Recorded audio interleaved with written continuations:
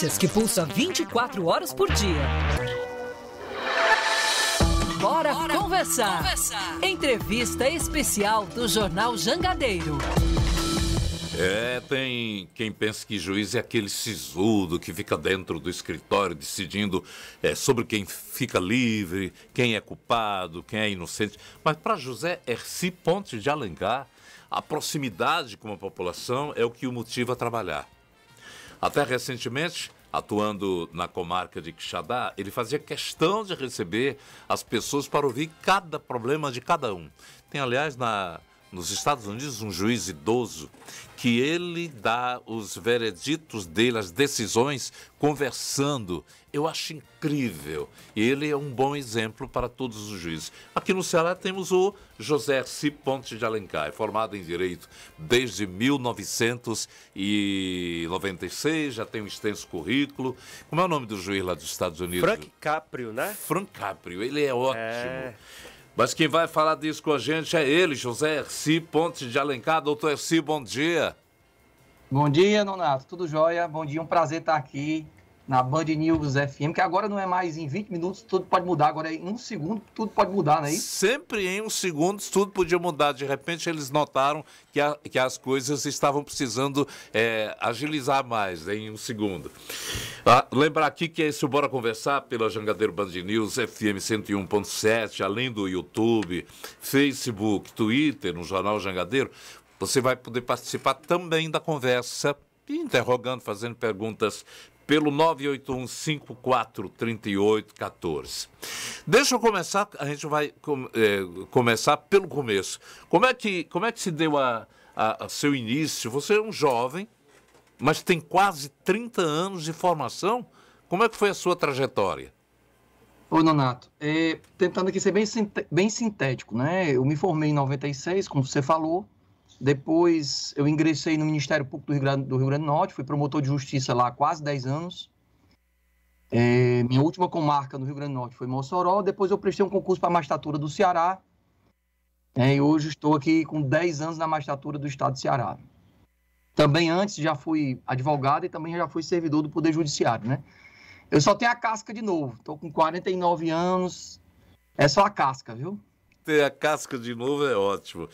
Mas você considera o trabalho de juiz difícil, algo difícil, porque, por temer que tomar decisões às vezes podem consideradas controversas? Sim, sim, sim. É engraçado, Nonato, porque a população imagina o juiz um cidadão assim, um senhor de idade, barbudo, né, muito sisudo, e eu procuro sempre quebrar esse paradigma, né, esse dogma aí. Na verdade, o juiz hoje ele é próximo da sociedade, tem que estar próximo da sociedade, e é isso que a maioria dos colegas tem procurado fazer, sabe? E hoje eu estou com um desafio muito grande, porque estou como presidente da Associação Cearense de Magistrados, né? E aí a gente está questionando aí muitas coisas, que eu não sei se você vai tocar nisso, que é a questão orçamentária do Poder Judiciário do Estado do Ceará. Também, a gente toca em assuntos. Eu estou começando a conversar pela sua carreira individual, e vocês devem ter notado. Quando eu comecei em rádio, há uns 220 anos atrás, para entrevistar um juiz, era Vossa Excelência, como era? Não era Vossa Excelência, era... Excelência. Vossa Excelência, o senhor. Eu estou tratando esse homem como você, pela maneira... Claro. E nem por conta disso as minhas decisões serão subestimadas ou deixadas de cumprir, né? Eu uso paletó porque é o jeito, eu não gosto de usar paletó, não. Uso porque é a liturgia do cargo. Né? Nem por conta disso minhas decisões nunca deixaram de ser questionadas, né? A palavra que eu queria lembrar era meritíssimo. Meritíssimo juiz Hercy, bom dia. Mas isso já dá um distanciamento entre a pessoa com quem o senhor conversa, não é isso? Sim, claro. Às vezes dentro da liturgia da audiência, às vezes até necessário, por uma questão mesmo de rito. Mas fora da audiência, eu não tenho nenhuma vaidade, eu, graças a Deus, até porque, como cristão, eu não posso me excluir de vaidade, né? Vaidade é uma coisa que eu procuro que passe longe de mim, que eu acho que é um dos grandes pecados, né? Então, eu acho que A gente tem que procurar ser o menos formal possível, isso, claro, fora do ambiente de audiência, etc. Eu não me incomodo que me chame de você, eu acho que eu não vou ser desrespeitado por conta disso, né? Agora, você fala sempre da questão de aproximar a magistratura do cidadão. Às vezes as pessoas sentem que há um distanciamento. Como é que começou a fazer essa revolução? Bom, na verdade, sendo eu, é o meu jeito. Eu sou uma pessoa muito, muito espontânea, né? Eu me lembro que eu era magistrado lá na comarca de Canidé, terra de São Francisco. E a gente tinha um problema sério de servidor, como tem ainda hoje, né? Que a gente vai já tocar nesse assunto. E não tinha oficial de justiça para fazer o pregão. Aí, Nonato, pregão, para quem não sabe, é aquela listazinha que você vai lá para fora na audiência e vai chamar senhor Nonato Albuquerque, parte autora, parte ré, fulano de tal, testemunhas, podem adentrar na sala de audiência, né? Aí eu me recordo que eu estava fazendo o pregão lá fora, não tinha servidor, eu tinha que fazer, né? E eu não me incomodo não, porque se tiver que carregar processo na cabeça, hoje não tem mais que o processo é digital, né? A gente faz tudo.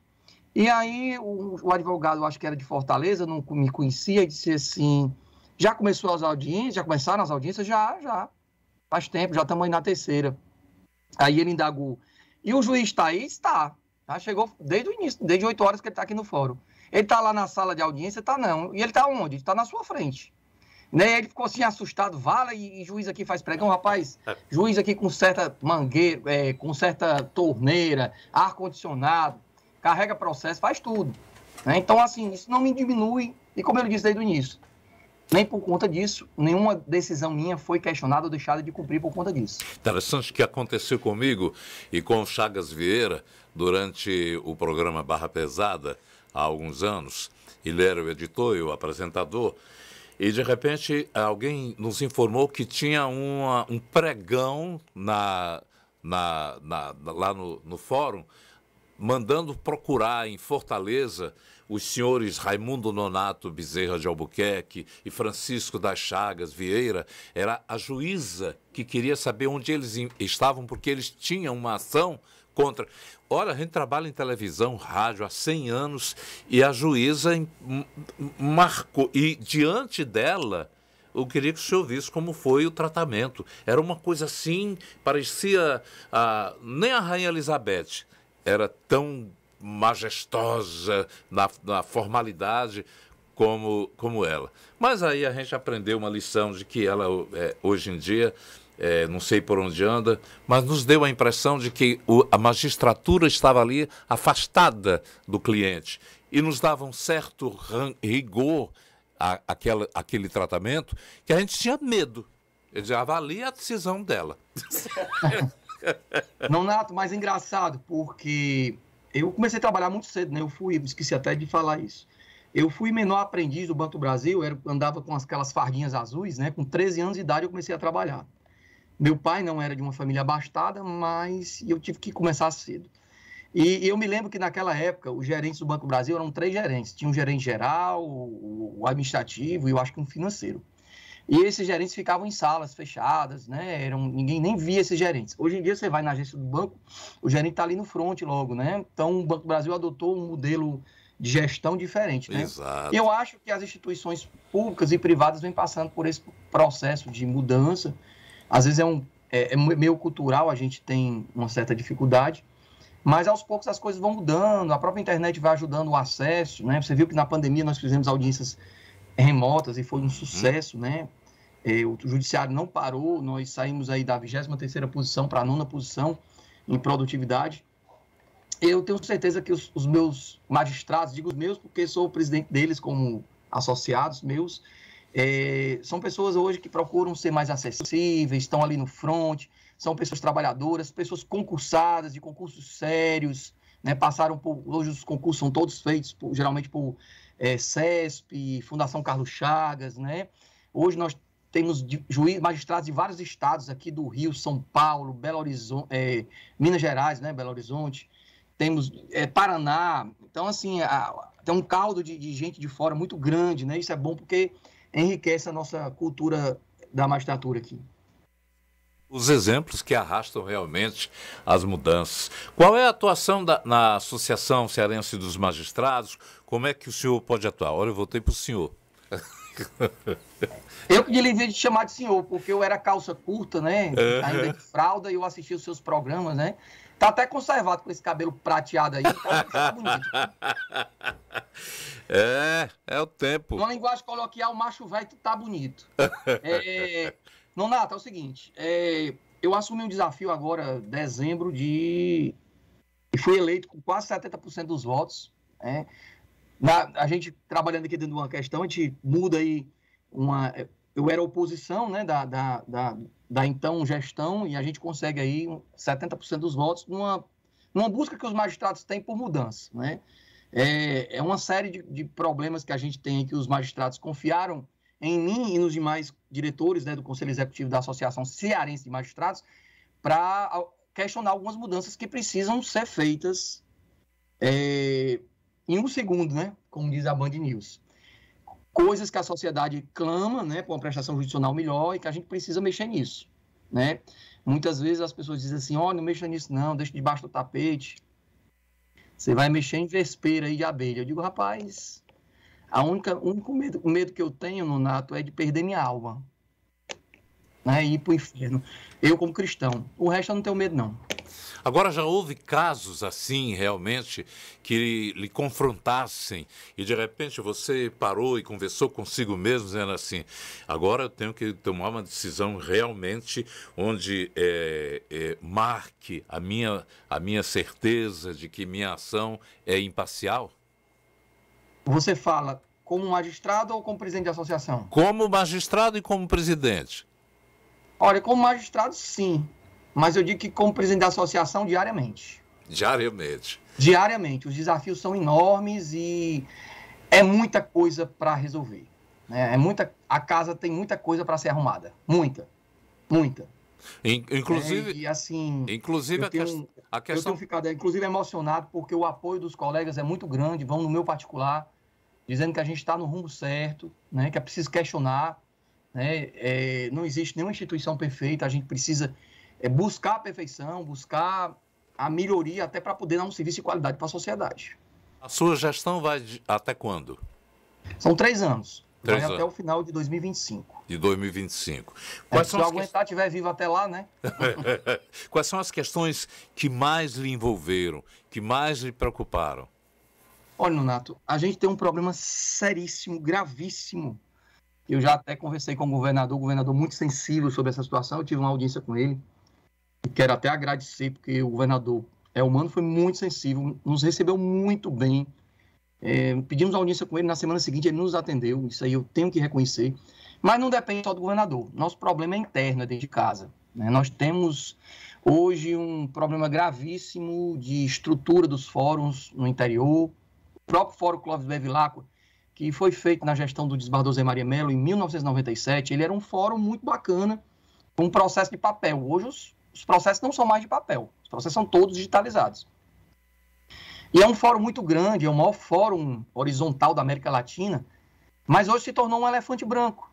Ele foi desconfigurado do projeto arquitetônico original.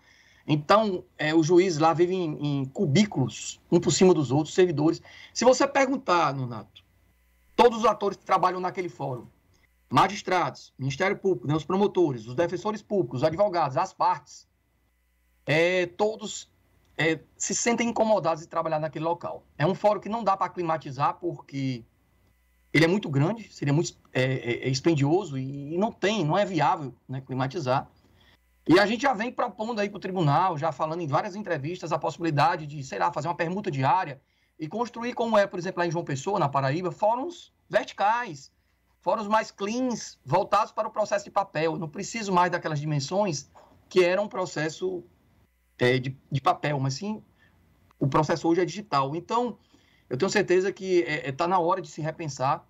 No interior, a situação é mais grave, né? Nós temos falta de estrutura, falta de segurança. Esse final de semana eu tive que dar plantão que eu não me afastei da jurisdição, que eu poderia, mas não quis me afastar. Eu dei plantão no núcleo de custódia de Bicuitinga, né? Nem água tinha para a gente ir no banheiro, né? Então, assim, a situação é caótica, né? É um caos, a gente precisa parar para sentar, ver isso. A questão de quantitativo de servidores, Nonato, para você ter ideia, naquela década ali de 90, as varas tinham uma média de 6, 7 servidores do quadro, concursados. Hoje você pega as varas com 1, 2 servidores do quadro, o resto são servidores de prefeitura emprestados. Claro, são pessoas que se esforçam, mas não têm a qualificação técnica, não são formados em direito na sua maioria para isso. Geralmente são auxiliares de serviços gerais que vêm emprestado das prefeituras. E o Tribunal de Contas do Estado do Ceará está batendo nas prefeituras, porque tem município que tem 200, 100 e poucos servidores cedidos para o judiciário.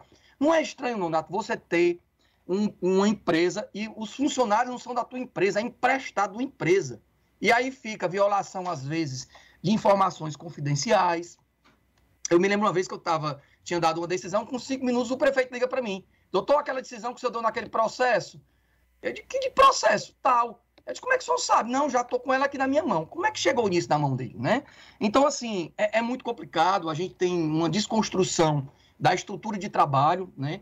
Aí você me pergunta, são realizados concursos? São, mas não há contratação, né? O tribunal noticiou agora que do começo do ano para cá teria nomeado 340 servidores. Ora, nós temos mais de 500 juízes, não dá nenhum servidor para o magistrado. Para você ter ideia, quando eu estava lá em Canidé, nesse caso aí que eu fiz o pregão, eu tinha 9.700 processos na época, e eu tinha um servidor do quadro, e o resto de prefeitura emprestado, né?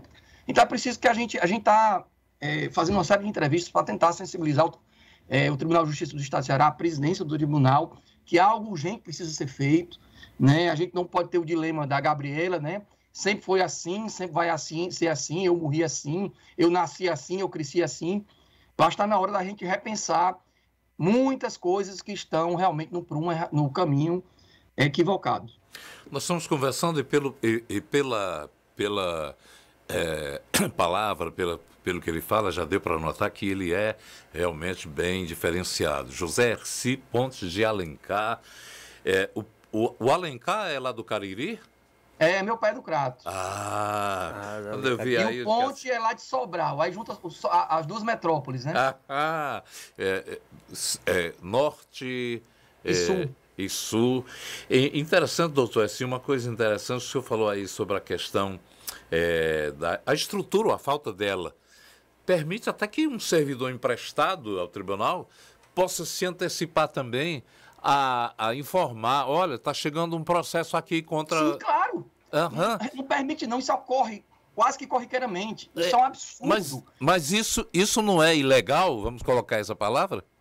Olha, cessão de servidores, digamos, é normal, é legal. Agora, quando o servidor de prefeitura passa a ser a mão de obra principal de um poder, aí é que está o problema. E o Tribunal de Contas está batendo, cobrando das prefeituras, né? Tem prefeituras que estão tendo que responder no Tribunal de Contas essa irregularidade, né? É preciso que se repense isso. Na verdade, eu não sou contra a cessão de servidores do município, mas que eles venham com uma função de complementar e não substituir os servidores efetivos, né?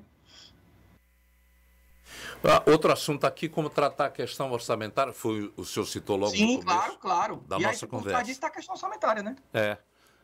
Eu queria só aproveitar, doutor Herci, Yuri falando.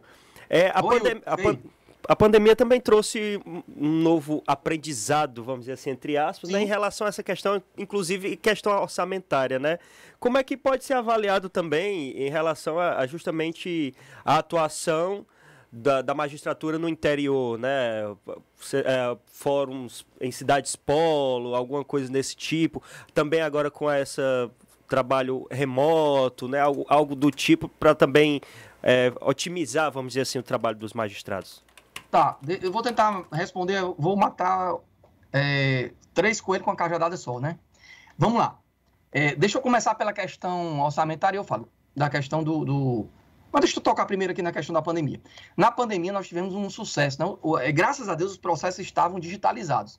A gente teve um sinistro no Tribunal de Justiça do Estado do Ceará, não sei se vocês se recordam, que o tribunal pegou fogo, e graças a Deus os processos eram digitais. Isso aí a gente tem que elogiar, não adianta só a gente também estar criticando. Elogiar, né? Inclusive a gestão do Esbardão Washington, que, quando o presidente conseguiu praticamente digitalizar todos os processos. Então, temos que elogiar quando tem que ser elogiado. Então, nós saímos, na época da pandemia, Yuri, da 23ª posição para a 9ª posição com as audiências remotas. Elas têm dado certo e são cases de sucesso.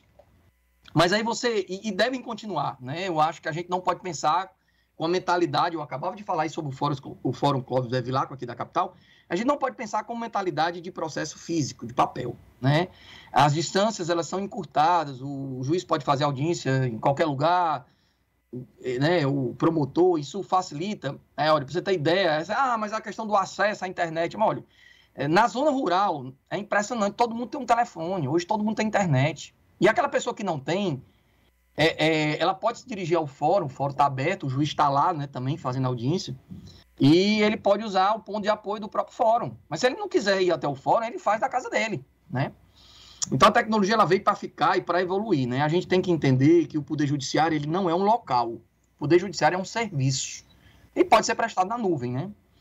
A gente ia acreditar, não, o juiz bom é o juiz que está com o corpo sentado numa cadeira no seu gabinete, né? Aquele juiz barbudo, idoso. Não. Juiz bom é que julga seus processos de forma justa, rápida, célere. É isso que o jurisdicionado quer. O jurisdicionado não está preocupado onde é que a sentença foi dada, não. Se foi dada dentro de um carro, se foi dada prolatada andando no meio da rua, em casa. Não, o jurisdicionado quer a sentença dele, né? E até porque isso não faz a diferença. Mas, assim, eu falo isso porque para tudo isso a gente precisa de dinheiro, né? Hoje nós temos, infelizmente, eu trago isso com uma dor no coração, o Estado do Ceará ele é o lanterna em termos orçamentários. Nós somos o menor orçamento per capita do Brasil. O que quer dizer isso para explicar à população? Se você pegar o orçamento do Tribunal de Justiça do Estado do Ceará, do Poder Judiciário Cearense, dividir pela população, vai dar uma média de R$140.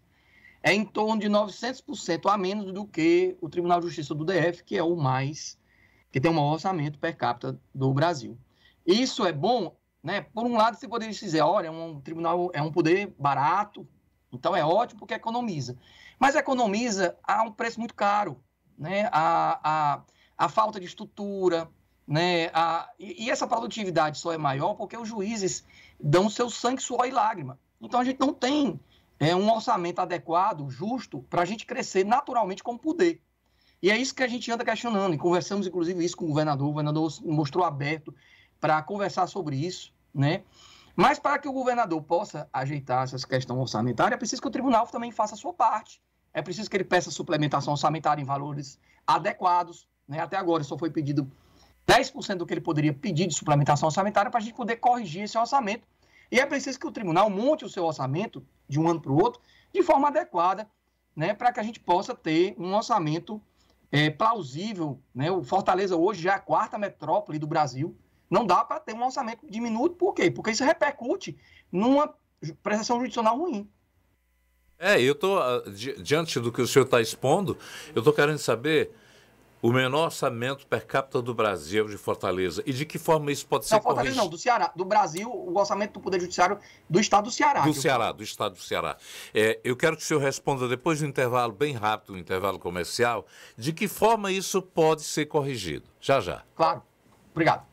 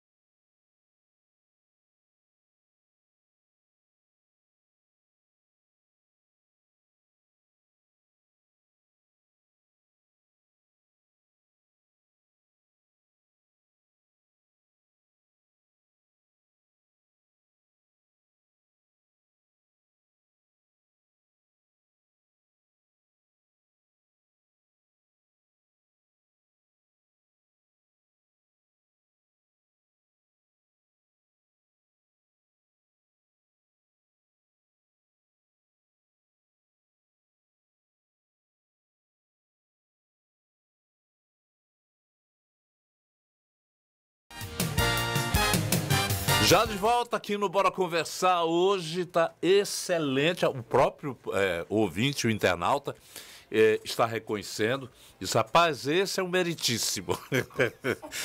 Olha, obrigado. E tá... Mas é meu serviço, né? Eu sou um servidor, o servidor serve a sociedade. É incrível, pela consciência que o senhor tem de que servidor é para servir a sociedade.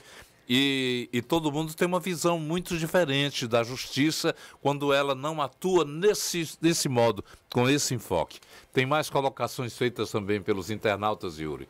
Tem comentário aqui do Ícaro, ele dizendo que há mais de 100 aprovados de analistas judiciários aguardando justamente a nomeação, né? E isso faz aí a questão da carência de servidores, principalmente no interior do estado.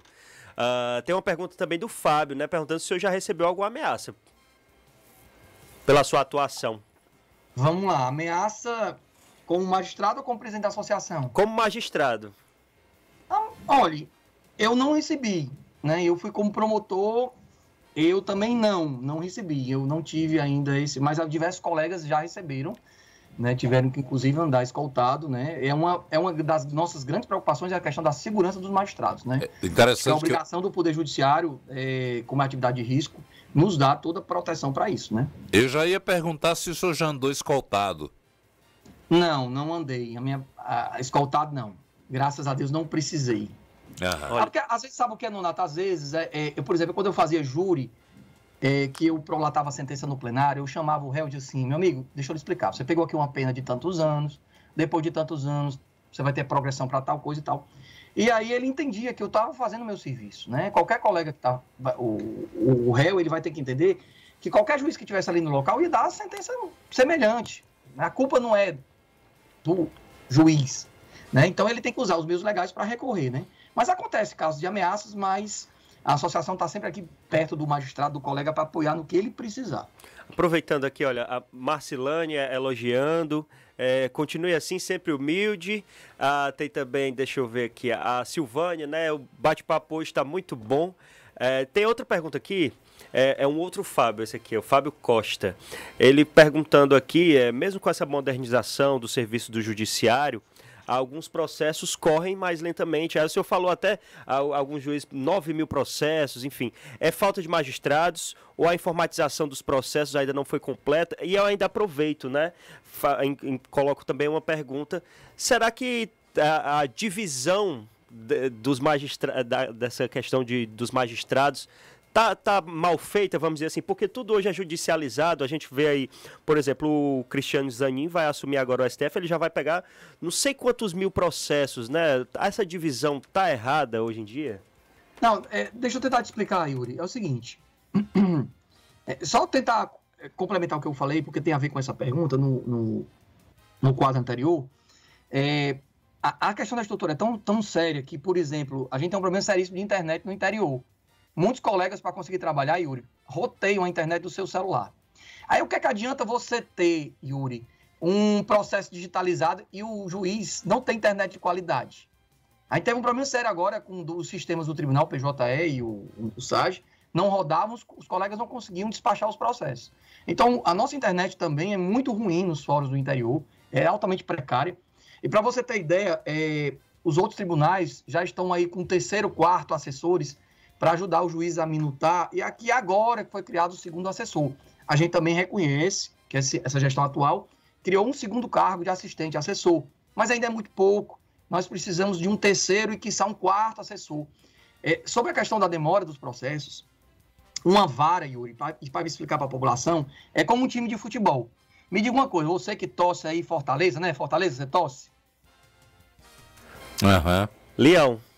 Eita! Graças a Deus. Graças a Deus. Também, Leão. Você não tem esse defeito. Torce Fortaleza. E o que acontece? Um time de futebol ele não joga só com um atacante ou só com um zagueiro. Você precisa do atacante, do zagueiro, do lateral direito, do lateral esquerdo, do centroavante. Então, uma vara é uma equipe. O juiz sozinho não faz nada. Você chegar no hospital para fazer uma cirurgia, você vai precisar do médico, cirurgião, do assistente, da enfermeira, da técnica de enfermagem, do recepcionista. Então, a gente precisa que nas varas a estrutura dos servidores, tanto do quadro como os comissionados, através dos assistentes, né, dos assessores, estejam bem guarnecidas, bem robustas, para que os processos andem. Então, para que as varas possam dar uma fluidez nos processos, é preciso de fortalecer a estrutura de trabalho de servidores do quadro concursado e servidores comissionados através dos assessores. Precisa aumentar o número de assessores. Então, por exemplo, a pergunta aí sobre os concursos analistas. Não adianta ter concurso no pré, concurso terminado, e não nomear em quantidades suficientes que possam... A gente ter um número mínimo de paradigma dentro das varas. Pra você ter ideia, a vara lá de Quixadá, da Justiça Federal, você sabe quantos servidores tem? 18 servidores do quadro. Uma vara que tem 4 servidores aqui do quadro, 5, tem que ir tacando ideia de joelho para agradecer. Porque não tem estrutura. Nós não temos estrutura de trabalho. E é impossível que o juiz faça milagre sozinho. Um time com um centroavante sozinho, ele não faz gol. Ele precisa do goleiro, ele precisa dos demais componentes do time, né? Então a culpa não é da digitalização. É preciso que a gente tenha uma estrutura mais aguerrida. Agora, existe um problema também crônico aí eu digo, de judicialização. Hoje se judicializa qualquer besteira, né? A pessoa olhou com o olho atravessado para você, vou entrar com a ação. Então a gente tem um fenômeno muito ruim no Brasil, que é o excesso de judicialização. Hoje se judicializa por tudo. E isso acaba, de uma certa forma, congestionando o Poder Judiciário. É impossível um juiz dar conta com 400 entradas de processo. A gente também tem um número de magistrados deficiente. Hoje a gente está com claro aí de quase 50. Tem magistrados para serem nomeados e não foram nomeados. Já era para estar se abrindo um novo concurso, porque só tem uma laminha aí do cadastro de reserva do último concurso, que são os 25 magistrados para serem chamados. Então, se a gente tem quase 50 vagas, está na hora de abrir um outro concurso e nomear esses magistrados, né? Por exemplo, nós temos promoções paradas, promoções para poder a carreira andar e poder nomear esses juízes desde janeiro, promoções que não são feitas, né? Então, assim, é preciso rearrumar a casa, né? A coisa tá precisando aí de um choque de gestão, né? Eu tenho pergunta aqui a respeito, por exemplo, o senhor já se viu sob suspeição? É o caso, por exemplo, o Instituto da Suspeição delimita as hipóteses de ação do magistrado em que ele fica impossibilitado de exercer a função em determinado processo, devido a um vínculo subjetivo, relacionamento com alguma das partes, e o fato que compromete o dever de imparcialidade. O senhor já esteve em casos que, de repente, não, esse caso aqui eu não posso realmente assumir, porque a gente vê que muitas vezes casos registrados por integrantes da magistratura que estão sob suspeição, mas mesmo assim atuam. De que forma o senhor vê isso? Olha, eu digo que aqui no estado do Ceará, eu falo pelo estado do Ceará, os colegas são muito conscientes, né? Na hora que eles se deparam com processos em que eles possam ter algum comprometimento emocional com a parte, alguma coisa, eles se declaram na mesma hora como suspeitos para julgar aquele processo e vai para o substituto automático. Eu já me declarei umas 2 vezes, mas não por amizade, porque na verdade eu litigava contra uma companhia, uma empresa aérea na época, né? Faz tempo. E aí há um impedimento legal de eu atuar, né? Porque se eu estou litigando contra aquela empresa, eu não posso julgar aquela empresa em outro processo. Isso poderia comprometer a minha imparcialidade. Foram só 2 casos. Agora, por amizade, não, eu não tenho, graças a Deus, eu não... como eu sou de Fortaleza e eu trabalho no interior, eu não tenho, assim, amigos no interior que possam, amizades que possam comprometer a minha imparcialidade como magistrado. Eu tenho uma pergunta que eu fiquei antes do intervalo, eu disse que na volta a gente colocaria, que é a questão, por exemplo, da questão orçamentária. O senhor falou que o orçamento do Ceará é per capita... Do Poder Judiciário, né? Hein? Cearense. Do Judiciário. Sim. O orçamento do Judiciário é o menor. De que forma isso pode ser corrigido?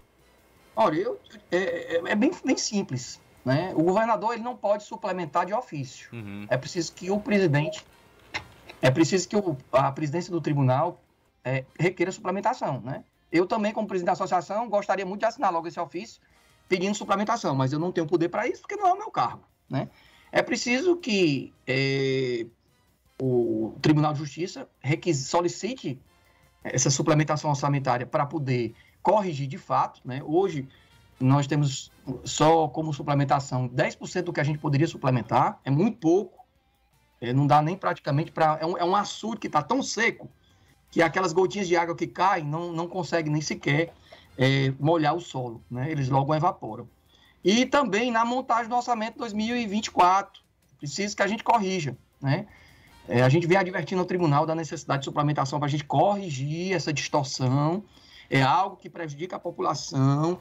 Eu já estou cansado, eu já tive várias reuniões, inclusive com a presença do tribunal, já entreguei documentos, estudos na mão do presidente do Tribunal de Justiça do Ceará, advertindo dele que a gente está se apequenando como poder, nós estamos se ajoelhando como poder, e é preciso que a gente melhore o orçamento do tribunal para que a gente possa contratar mais servidores, melhorar a estrutura física, né? Isso não é brincadeira, é preciso que algo seja feito o mais rápido possível. E quem está dizendo que o orçamento do Poder Judiciário cearense é o menor orçamento per capita, não sou eu.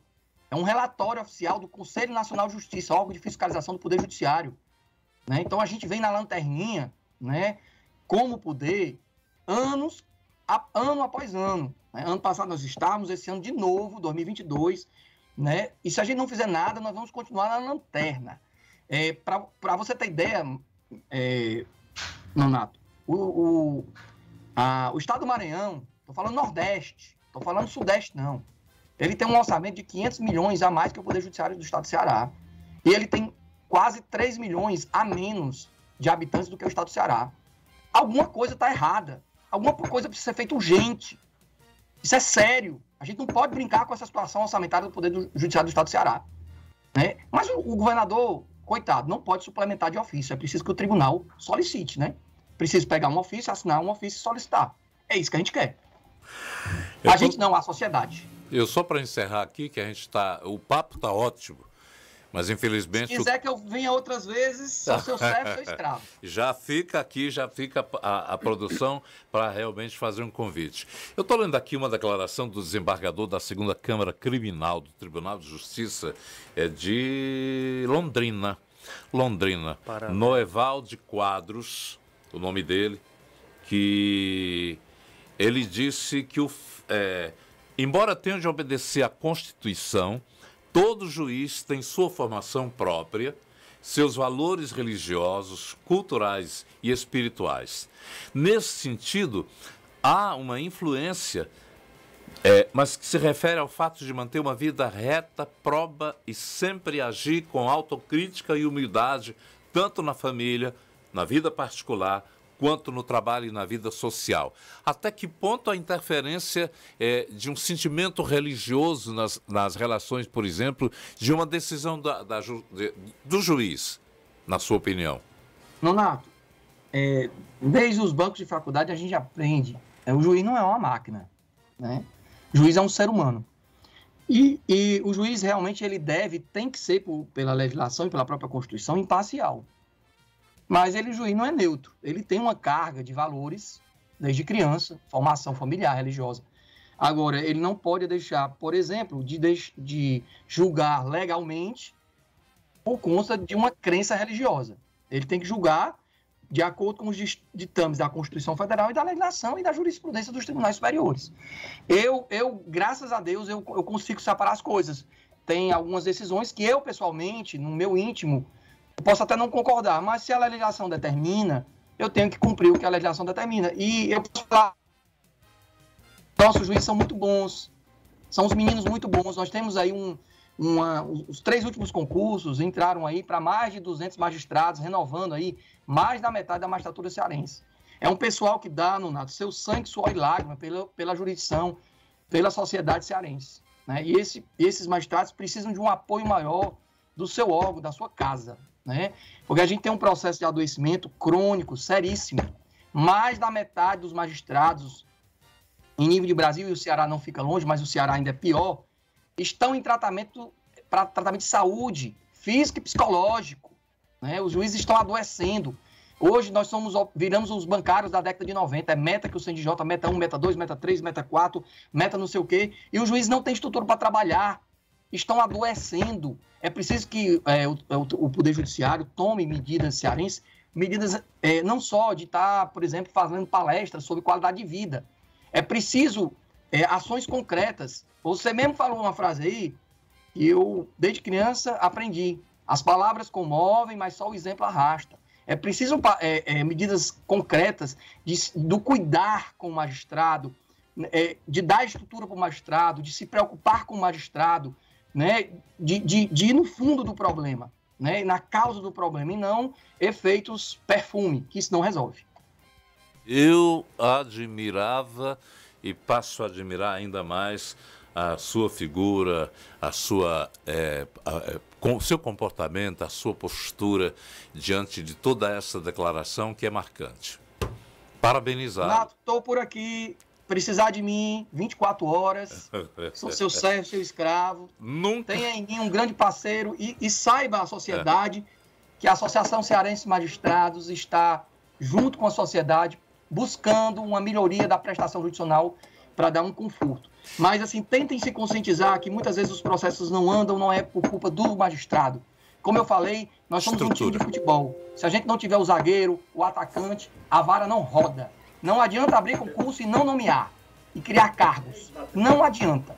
É só adiar o problema e colocar debaixo do tapete. Muito obrigado, José Herci Nada, Pontes de Alencar, pela sua participação no Bora Conversar desta segunda-feira. E eu posso registrar que foi uma das maiores audiências na internet, nessa emissão do YouTube da sua conversa conosco. Muito obrigado, Nato. Parabéns. Fique em paz e que o Senhor vos acompanhe. Assim seja. Amém. Você ouve Jangadeiro Band News FM.